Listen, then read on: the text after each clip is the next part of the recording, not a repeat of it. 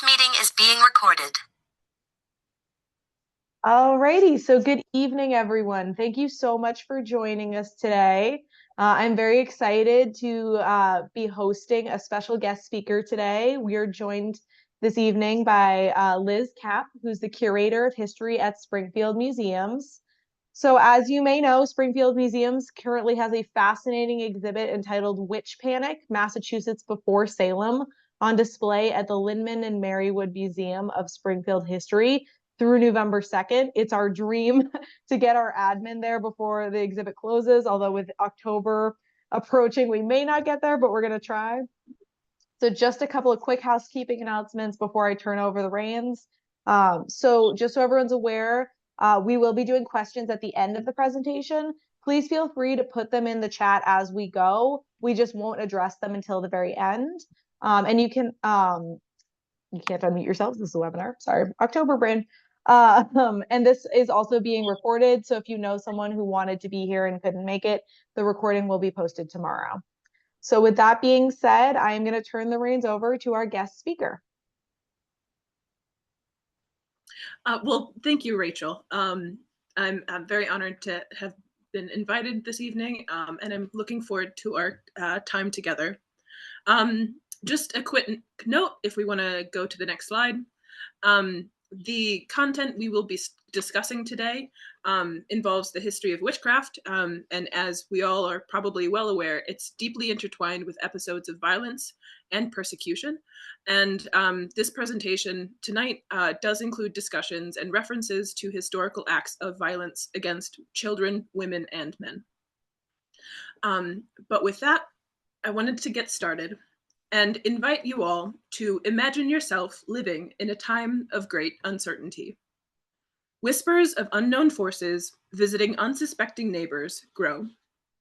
Leadership, once an unmoving symbol of community trust, has forever changed. Terror and doubt consume, and before long, reason has seemingly been lost to madness. This is the experience of a witch panic. This was Springfield in 1651. On the next slide, you will meet Mary Lewis and Hugh Parsons. In 1645, the couple stood inside the newly completed meeting house on Main Street as their Puritan minister wed them. The married couple eventually had 3 children and tried to build a life on what was considered the colonial frontier. But in 1651, 5 years after their wedding, the Parsons stood in the same meeting house, facing accusations of witchcraft from their neighbors. Who were the Parsons, and why were they accused of witchcraft? What makes what happened in Springfield so special? On the next slide, we will work together and we will uncover the story of the Parsons as explored in the exhibit Witch Panic, Massachusetts Before Salem, on display at the Wood Museum of Springfield History from now until November 2nd. We will discover why the Parsons found themselves at the center of the very first witch panic in colonial America, and investigate the entangled stories of witchcraft that changed the course of our history. Next slide. During the Parsons' lifetime, there was a massive political upheaval across English-controlled lands, and debates about the role of the king and the role of Parliament were at its center. King Charles I saw himself as divinely ordained by God and believed his will should be the rule of law. This contradicted the power given to the English Parliament. At the time, the monarch was the head of the Church of England, so religion and law were intertwined. This debate about the role of the king, Parliament, and religion simmered for years before culminating in the execution of King Charles I on January 30th, 1649. As the 1650s began, the Third English Civil War plunged England, Scotland, Ireland, and the colonies into further turmoil. The central authority of the king had been ripped apart, leaving behind many English citizens to look for leadership and answers elsewhere. Next slide. Mary Rees was born around 1610 in the Welsh Marches, the eastern borderlands between Wales and England. In 1627, at the age of 17, Mary was wed to her first husband, David Lewis. But a problem arose immediately. David was Catholic and practiced his faith in secret to avoid detection from the ruling Protestant authorities. He demanded Mary convert to Catholicism, but she was a devout believer in her faith. Mary faced pressure from her husband and his two sisters to convert, but she refused. Divorce was not an option, leaving Mary trapped. So Mary did what she could do and waited. And waited. And waited. Her husband's demand followed her for 10 years before finally, in the late 1630s, David Lewis left. Mary, as a faithful wife, did her due diligence and searched for her husband, but to no success. Mary found new community under the preacher William Roth. Next slide. Among his congregation, she heard talk about the possibilities in the new English colonies. So, in the spring of 1640, she decided to seek a new start in Massachusetts. Mary packed her belongings and walked for miles to the nearest port. She asked for passage to Massachusetts, but was denied. She was still a married woman. She could not leave unless a man of authority formally acknowledged her as an abandoned wife. Mary returned home. Her preacher gave her the permission she needed and also helped Mary find work in her future home. In the summer of 1640, Mary made the journey again and was soon bound for Massachusetts to work in the household of a man named William Pynchon. Next slide. William Pynchon had arrived in Massachusetts 10 years earlier. Originally a member of the Massachusetts Bay Colony, he was a wealthy fur merchant who moved westward in 1636 to colonize new land and establish a trading post. Originally called Agawam Plantation, the settlement was renamed in 1641 to commemorate Pynchon's hometown in Essex County, England. It was here, in Springfield, that Mary Lewis found her long-term employment working for Pynchon's pregnant daughter, Anne Smith. Next slide. Springfield was different from many other early New England colonial towns. It was not a settlement based around a transplanted congregation, but was focused on trade and developing financial capital. Pynchon knew that the close proximity to beavers and their furs would be a wise economic move. The indigenous Agam and other native peoples originally living in the area traded with Springfield, giving the settlement a larger bartering network and greater access to resources. This made Springfield into a type of early company town, operated by Pynchon. He worked as the town's banker, the magistrate, or judge, as well as the town's mayor. Under the leadership of William Pynchon, Springfield tried to develop a sense of identity. Next slide. By 1645, there were around 100 people living in Springfield. Mary had lived in the settlement for 5 years, but she was already a woman on the outskirts of society. At the time, religious and societal expectations determined that women should get married to produce offspring. At the age of 35, Mary was outsider to the social norms. She did not have a husband or any children. She also had no male relatives in the region. In the patriarchal and Puritan world of New England, this left her without anyone to serve as her voice. But Mary's life was about to change. A new arrival to town drew Mary's eye. The mysterious Hugh. Next slide. Hugh Parsons was likely from England. A man in his 30s, he wore a red vest around town and seemed to always be smoking his clay pipe. He was a brickmaker by trade, a difficult but in-demand skill set. Pynchon chose Hugh Parsons as Springfield's brickmaker providing a house, farmland, and a woodlot, along with a steady stream of work. Hugh was facing his own societal pressures. After establishing himself, the Puritan world expected him to find a wife and produce children to provide for. With his new trade established in Springfield, all he needed now was someone to share it with. Next slide.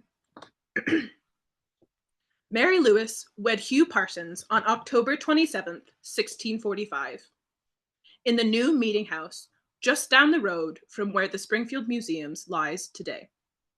Together, they had 3 children, Hannah, Samuel, and Joshua, and settled near the end of Main Street. They tried to build a life together, but their story was about to take an unexpected turn. Next slide. When did the witchcraft begin in Springfield? Well, that begs the question. In Puritan New England, what is a witch? Witches emerge from the shadows of society's expectations. Witchcraft was outside of the cultural norms of the time, giving power to individuals who would otherwise be vulnerable. This made witches a direct threat to Puritan society, which was governed by faith. Religious, ethnic, and gender biases shaped the Puritan idea of witches.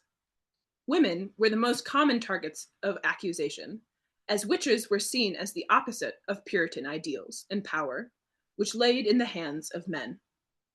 The men accused of witchcraft were usually associated with accused women, or they failed to uphold the Puritan ideas of masculinity and manliness. For colonial New England, witchcraft provided an explanation for differences and change that they could otherwise not understand. And to the people of Springfield, witches were real. Next slide. For years, colonists across the Connecticut River Valley seemed plagued by strange weather, tornadoes, frosts, droughts, infestations, and floods. Sickness was common, and death visited frequently. But in the summer of 1648, things in Springfield changed. Margaret and Sarah Smith, ages 2 and not yet 1, fell ill. They were the granddaughters of William Pynchon and daughters of Anne Smith. The children lay sick as their family and community prayed for their recovery, but to no avail. They died within days of each other. But this sickness seemed different to Anne's husband, Henry. Weeks earlier, Hugh Parsons had approached Henry Smith, requesting additional work as a plowman to support his growing family. Smith refused. In response, Hugh vowed revenge. Now, 2 of the Smiths' daughters lay dead. Mary Parsons had also helped raise his older daughters before Mary's own marriage. In fact, she later told a neighbor, "Little doth anyone think how the death of those children lie upon me." The Smiths began to wonder, could the Parsons have something to do with what happened? Next slide. Accusations of witchcraft were spreading slowly in New England. On May 26, 1647, just 20 miles downriver from Springfield, Alice Young of Windsor became the first person to be hanged for witchcraft in the American colonies. A little over a year later, Margaret Jones was hung in Boston, the first accused witch to die in Massachusetts. Margaret's husband, Thomas, had also faced accusations, but the authorities released him after his wife's execution. News of these hangings spread to Springfield. Mary Parsons became convinced that the events were the result of witchcraft, and she was determined to find the one responsible. It was dangerous to verbalize such suspicions. Talking of witchcraft could draw attention towards the accused or bring scrutiny to the accuser. But the whispers of witchcraft accusations elsewhere gave Mary the courage to speak her mind. In April of 1647, Mary Parsons was talking to her neighbor, Pentecost Matthews, who recently suffered some personal tragedies. Mary attempted to comfort her neighbor, explaining, "Your child died, and your cow died. I am persuaded they were bewitched." When pressed to name the supposed witch, she answered that she suspected a widow woman who now lived in Springfield. The woman Mary was accusing was Mercie Marshfield. Next slide. Mercie had moved to Springfield in search of a new start. She was recently widowed and left with 2 children. She had fled Windsor, Connecticut, in the hopes to distance herself from her husband's tarnished family reputation. However, the damage to the Marshfield name was done, and suspicion followed. It was this reputation that Mary Parsons used as evidence of witchcraft. Mary's grieving neighbor went to Mercie Marshfield and told her about the accusations. Mercie, despite her ill reputation elsewhere and her relatively new arrival, had already become a member of the Springfield community, making friends with neighbors and forming connections. Accusations of witchcraft carried the weight of death. But in this case, the social position surrounding the 2 women helped determine the outcome. Instead of Mercie facing a witchcraft trial, she brought Mary Parsons to trial for slander. Next slide. On May 29, 1649, Mary Parsons stood trial after accusing Mercie Marshfield of being a witch. As Springfield's magistrate, William Pynchon oversaw the trial, ultimately finding Mary Parsons guilty of slander. The Parsons were ordered to pay the Marshfield family £3 in silver, or 24 bushels of corn. The trial intensely angered Hugh. After the ruling, Hugh spoke with Mercie and made threatening speeches that he uttered with much anger. Mary's public interest in finding witches also brought the attention of her neighbors. After the trial, whispers grew around her. How did Mary Parsons know so much about witches? Next slide. The slander trial also added to the already growing reputation of the Parsons. Hugh had a skill set that Springfield desperately needed. But as time went on, his personality proved to be prickly. He became known throughout town for sleeveless errands, a term used to describe unplanned and unannounced visits that served no real purpose and had no real need. This behavior, along with his reserved nature, left his neighbors feeling trapped. They increasingly could not stand Hugh Parsons, but they needed him nonetheless. He also became known for his quick temper. While Hugh often aimed his disapproval at his neighbors, it was his wife, Mary, that was the most common victim of his outbursts. In one instance, he nearly became violent, grabbing a piece of firewood and raising his arm to throw it at his wife, before slowly lowering it back down. With Hugh's frequent outbursts and Mary's public accusation of witchcraft, both Parsons found themselves increasingly drifting towards the edges of Springfield's community. Next slide. Mary Parsons was not happy at home. Her second child, Samuel, had died, but daily life in colonial New England continued.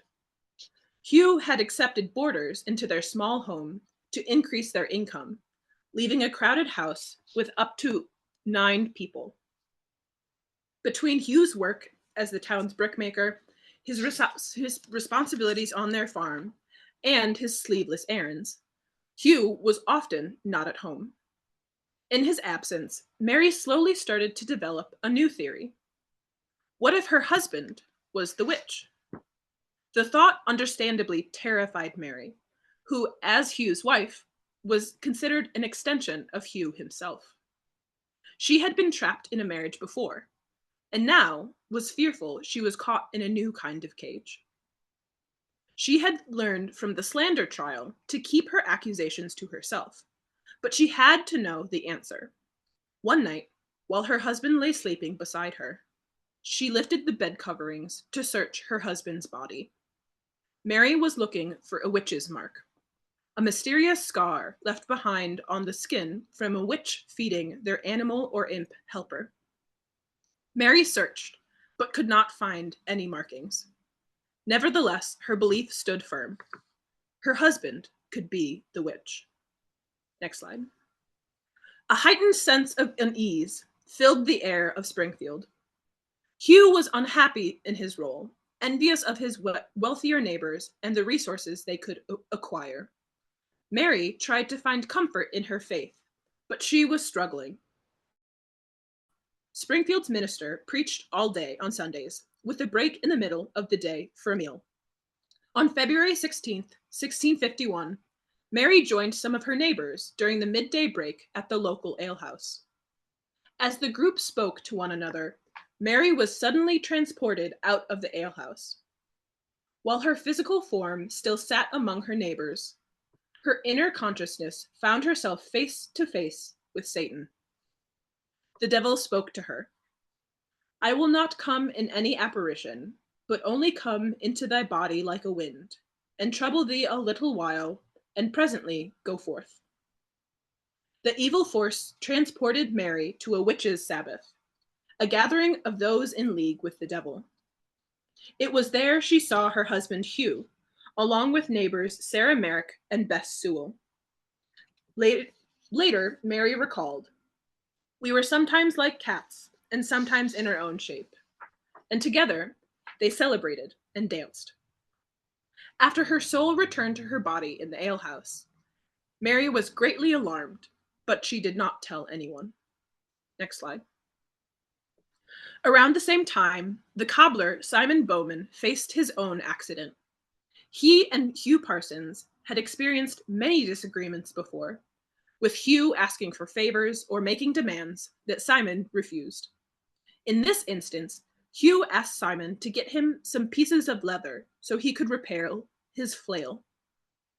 Simon said he was busy. Hugh stormed away, saying to another neighbor that "I will be even with him." Later that same day, Simon suffered an accident. His horse bolted when transporting lumber, and the cart nearly ran Simon over. He later recalled, "I thought there was mischief in it from Hugh Parsons, for my horse had often gone that road, and never did the like before, nor ever since." More people in Springfield fell ill. Next slide. Suffering unexplained fits that seemed controlled under an evil hand. After months of alarming events happening without cause or clear reason, Springfield was at its breaking point. Who was behind these horrible things? Since the evidence of witchcraft seemed beyond a doubt, some residents summoned their courage and approached William Pynchon. Once the stories of the Parsons' supposed wicked deeds began, it didn't seem to end. Memories of Hugh's temper and threats of revenge were widespread, and accounts of Mary's obsession with witches became a focus. As magistrate, Pynchon dutifully recorded the testimony of the many, many people who gave evidence against the Parsons. Soon after, Pynchon made his decision. On Wednesday, February 26, 1651, William Pynchon issued the arrest warrant for Mary Parsons on suspicion of witchcraft. The next day, he issued another one for Hugh Parsons. Next slide. Witchcraft was a difficult thing to prove in the 17th century. If someone was in league with the devil, how could you prove they were wielding his invisible influence? One way was to test the witch and inspect them. Many accused witches were tortured to extract confessions, but they often led to false admissions and wrongful convictions. Popular culture gives us the impression that witches were always tortured, and many were subjected to insufferable pain. However, not all magistrates approached witch-finding the same way. The 1648 Laws and Liberties of Massachusetts stated, "If any man or woman be a witch, that is, hath or consulteth with a familiar spirit, they shall be put to death." Witches were believed to keep animal-like familiars, and were thought to use their flesh and blood to provide food for these creatures. What was left behind was a witch's mark. In reality, these could have been anything, like a freckle or a bruise. But a witch's mark on someone's body became a way to physically prove the invisible force of the devil. In Springfield, the Parsons were not physically tortured because William Pynchon believed in a newer approach to the legal process, one that relied on questioning the accused and hearing testimony. Next slide. While Springfield colonists met at Pynchon's house to provide their first-hand accounts of witchcraft, the Parsons were imprisoned separately. Springfield did not yet have a jail, so Hugh Parsons was sent to stay with the constable, Thomas Merrie. Mary stayed under house arrest in order to care for her children. But less than a week after the Parsons' arrest, there was a horrifying new development. Their youngest son, Joshua, a little over 4 months old, had suddenly died. Everyone in town already knew what caused the child's death. Henry Smith noted in the town's records. Joshua Parsons, the son of Hugh Parsons, was killed by Mary Parsons, his wife. Next slide. William Pynchon interrogated Mary Parsons, inquiring about the sudden death of her third and youngest child, Joshua, and the mysterious happenings in Springfield. Mary Parsons confessed.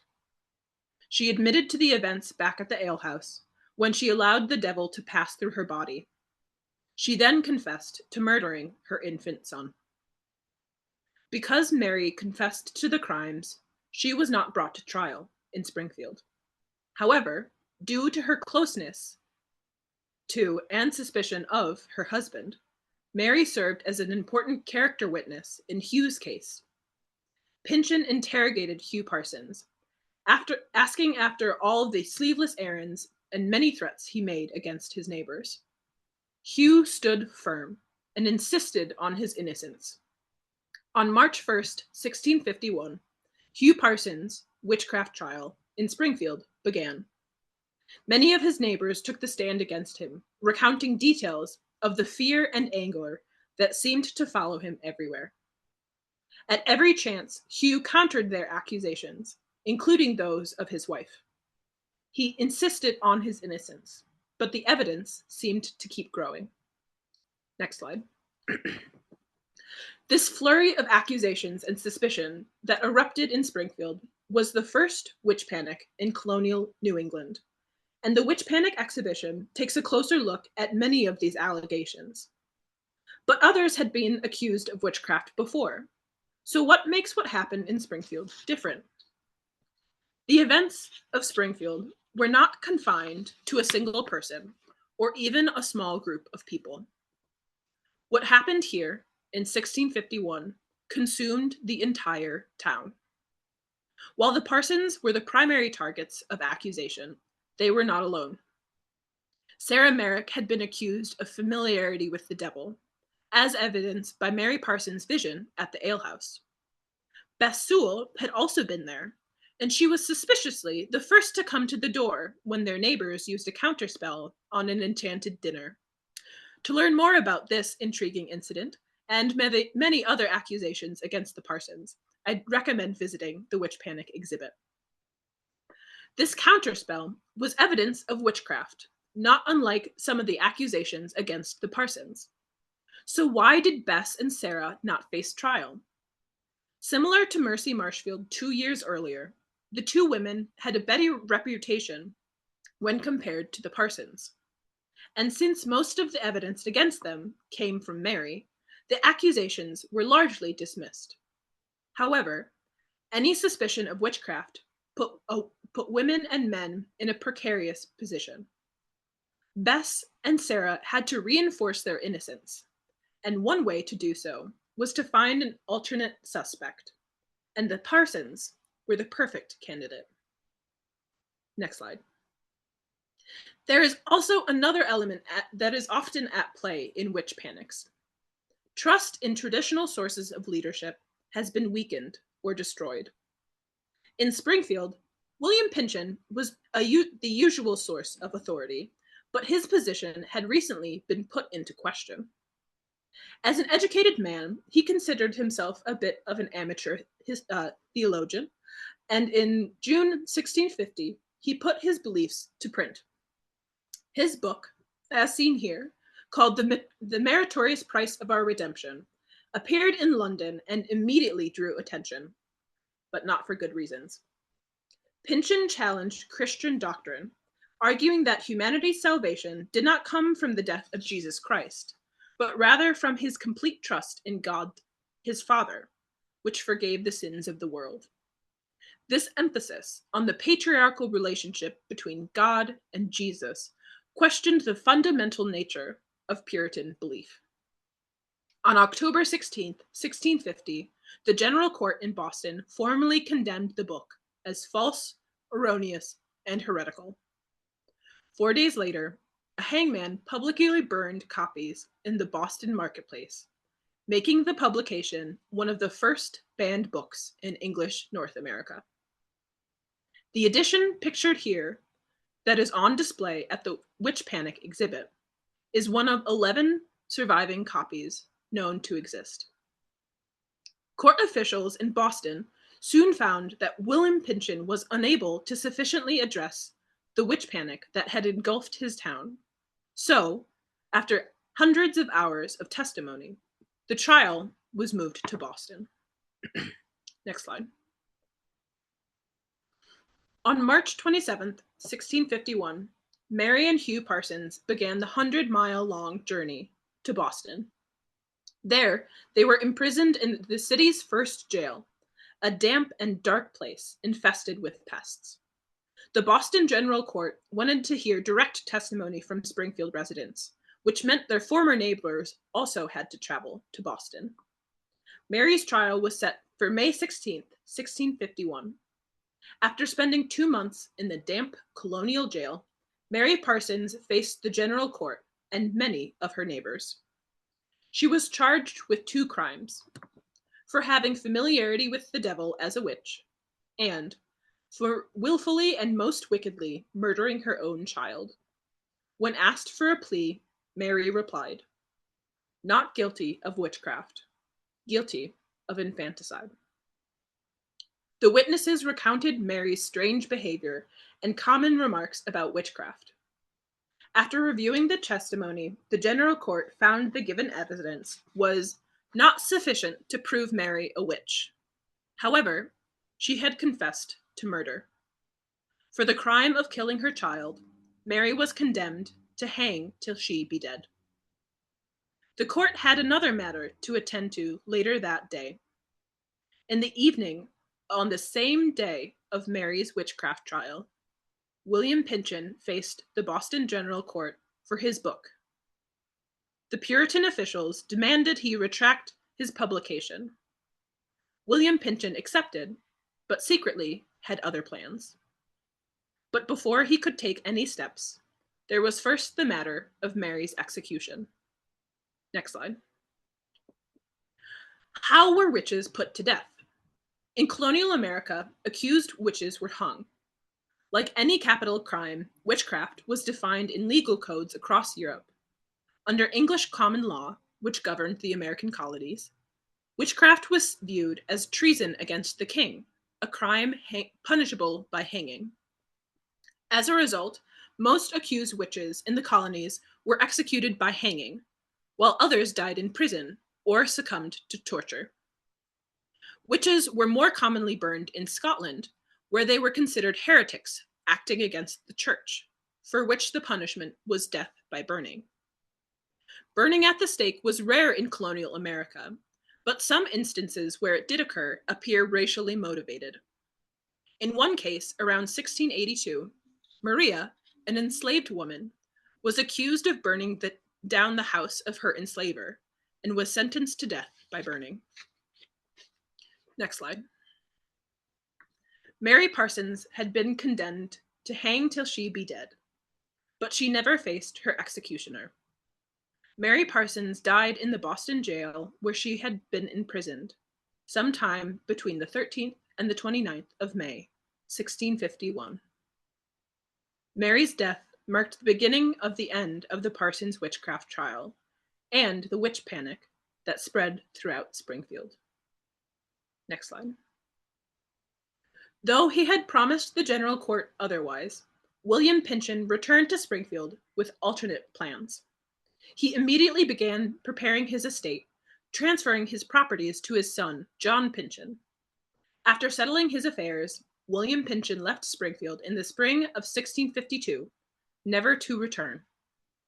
With its founder gone, Springfield came under the leadership of John Pynchon, who had learned much from his father, but had a much more aggressive approach to business. John's focus on expansion forever changed the relationship of Springfield to its surrounding communities, especially the indigenous population. Next slide. Back in Boston, Hugh faced the general court on June 17, 1651, facing charges of having familiar and wicked converse with the devil and using devilish practices and witchcraft to cause harm. Fewer neighbors had made the journey, leaving most of the testimony to be provided through written accounts.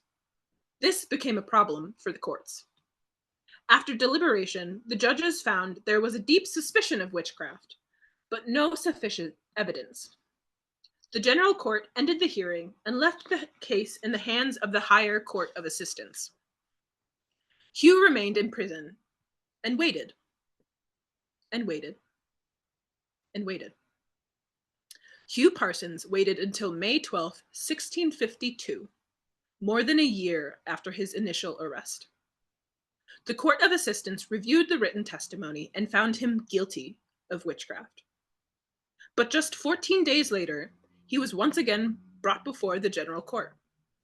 They reversed the previous verdict, deciding that there was not enough in-person testimony, especially since the primary character witness, Mary Parsons, had died months earlier. The court therefore found Hugh Parsons not legally guilty of witchcraft, and so not to die. After spending 15 months in jail, Hugh Parsons walked free. He left Massachusetts and moved to Portsmouth, Rhode Island, taking his surviving child, Hannah, 6 years old, with him. Next slide. While the Parsons witchcraft trial had ended, accusations continued to spread across New England. Simon Bowman, the Springfield cobbler who had accused Hugh of scaring his horse, eventually married Alice Young Jr., the daughter of Alice Young, the first person executed as an accused witch in the American colonies. The couple, comprised of a witchcraft accuser and a witchcraft survivor, lived in Springfield and raised their family. But after Simon died, Alice found herself and her son accused of witchcraft. These accusations never moved forward, but many others across the colonies continued. Next slide. I return again to our copy of The Meritorious Price of Our Redemption. I invite you to read the second name written in the first few pages of the book.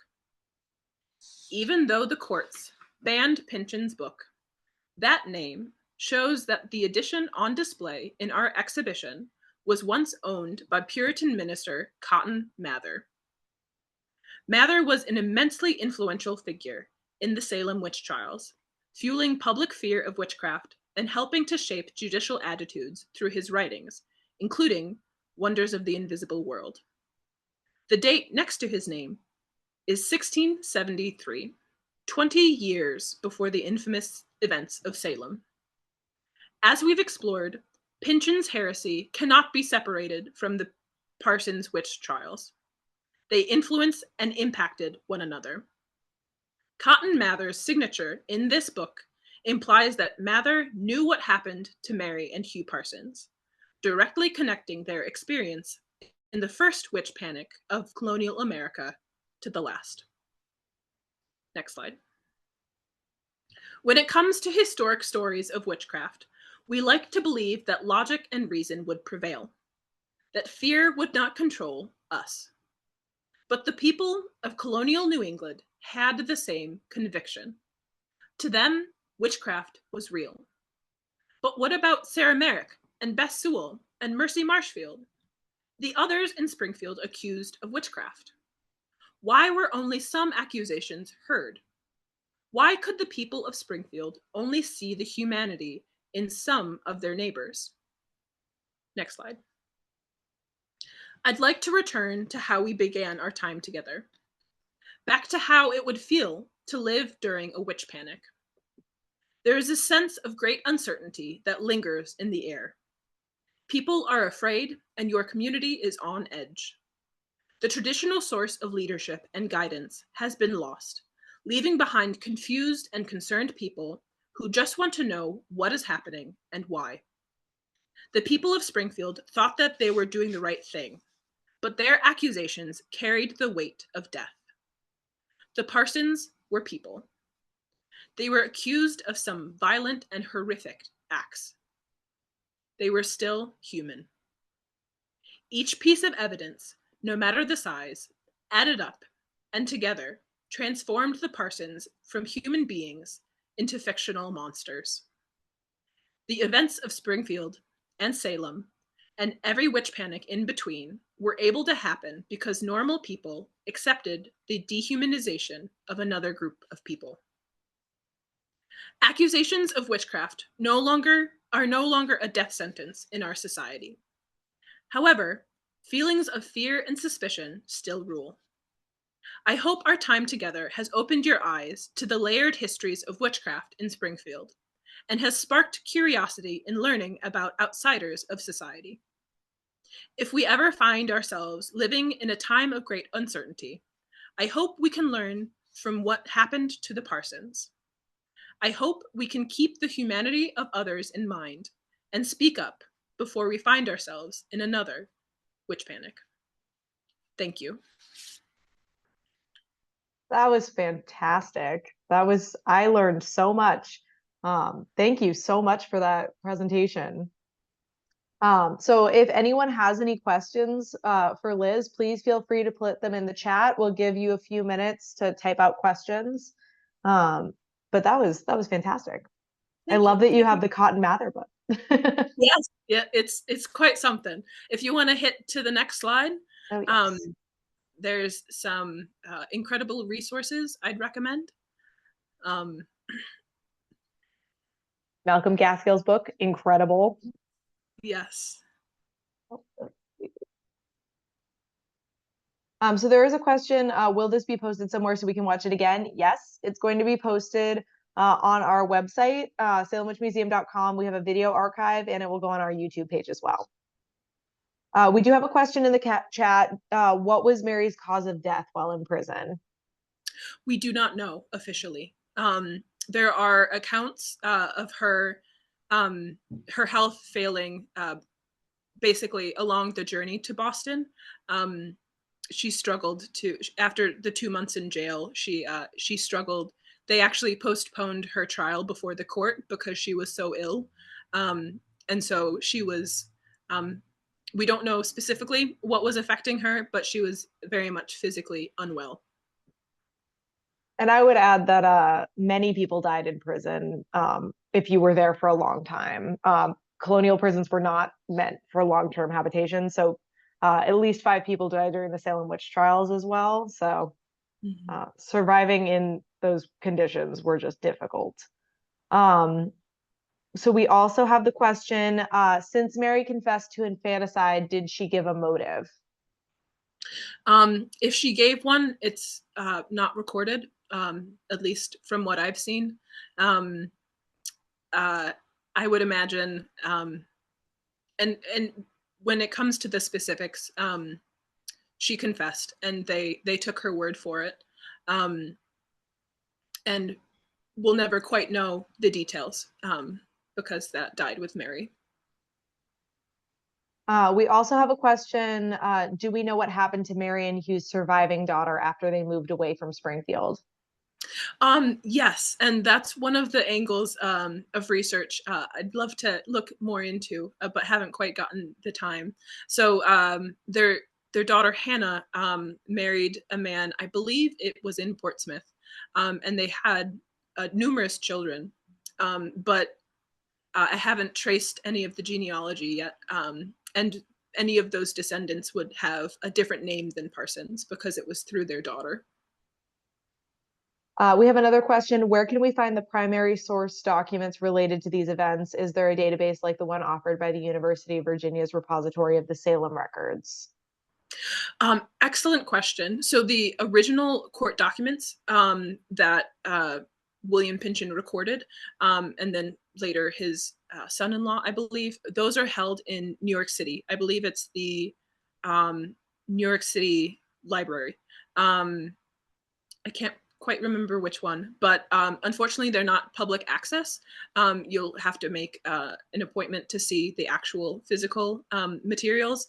However, there is some of them were transcribed in the mid 1800s. I believe it was part of a publication of materials from Sir Francis Drake. And so it's an 1800s document, and so it's not laid out how we might understand it, but it was a part of a larger transcription of recordings documenting different witchcraft trials, because witchcraft has been a topic of interest periodically throughout our history. So we have lots of thank yous and kind comments in the chat. We also have someone saying, we got to visit the museum last week and enjoyed it very much. Question, whose name is written above Cotton Mather's in the book? So it's we believe it's his father's, Increase Mathers, but we can go back to that slide if we want. Yes. The funny part is that the if you look closely, it's what we think they did is basically made their names a little bit more Latin sounding, because you can see Cotton Mathers kind of changed it to Cottonus Matherus. And so Increase Mathers did the same with his name. Love that. And then this is just a comment. Thank you very much for your detailed account of the witch panic in Springfield. This was an eye-opening narrative. We appreciate your scholarship and time. Thank you very much. All right. Well, this was so wonderful. Again, if you haven't had a chance, go visit the exhibit. They will be there until November 2nd. And thank you all for coming. We hope you have a great rest of your evening. Thank you again, Liz. We appreciate your time and your expertise. Thank you. Thank you for having me. All right, everyone. Have a good night.